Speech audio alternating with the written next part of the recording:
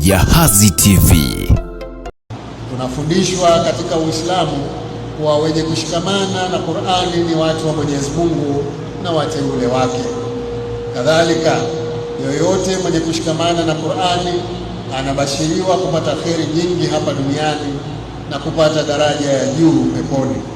Hivyo wajibu wetu, ndugu waumini, tujipambe na Qur'ani kwa kuwa na tabia njema, na Qur'ani iwe ndio dira ya maisha yetu. Mshindi wa kwanza ni kijana Abdulrahman Yasin kutoka Uganda. Abdulrahman Yasin kutoka Uganda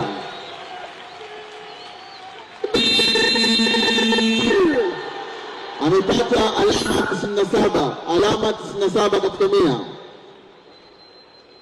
Mshindi wa kwanza, mwamba wa miambani aliyepeperusha bendera ya Afrika, tena Afrika ya Mashariki, kutoka Uganda. Zawadi yake dola 12,000 sawa na milioni 30.